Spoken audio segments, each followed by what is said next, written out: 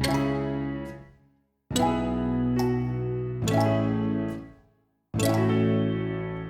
San Firenze Complex in Piazza San Firenze used to be home to the courthouses of Florence, where disputes were settled and sentences passed. But now, having been won in public tender by the Lorenzo de' Medici Institute, part of the complex is being put to more creative use, as it will welcome a significant number of LdM's 3,000 international students per year. Part of the second and all of the third floor have been set aside for the Associazione Palazzo delle Arti e dello Spettacolo, or APAS, a child of LdM and the film company Fair Play, which will devote this newly acquired space to education, research, cultural output and social innovation. The building will then be shared between LdM, the Zeffirelli Foundation and the Bocelli Foundation, with APAS activities due to start by the end of 2020.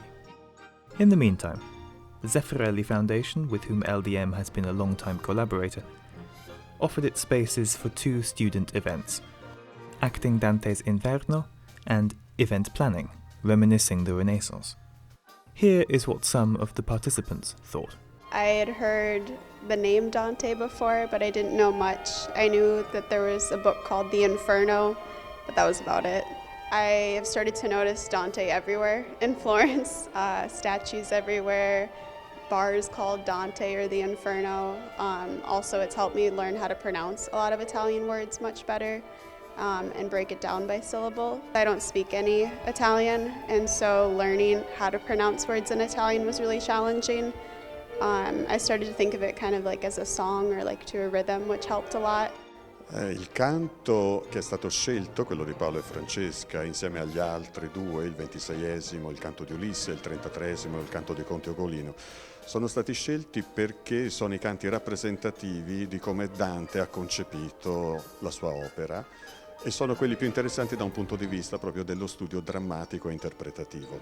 We actually always think about ideas, theoretical ideas at the beginning, that could be experiences and could be linked to Florence and to the semester of the students here. So of course the Renaissance is always a theme that is very real, and they experience that living downtown Florence. So this is one of the aspects we outlined that we wanted to speak about, but we had others, and then the school decides which one would work best. So in this case, the school decided that the Renaissance theme was one of the best out of the three ones we had selected. We really tried to go with the Renaissance theme, so tomatoes and potatoes weren't really around during that time, so we didn't choose those for our menu items. We also used a lot of different spices because they used those during that time as well. We just tried to go with a lot of different seasonal foods.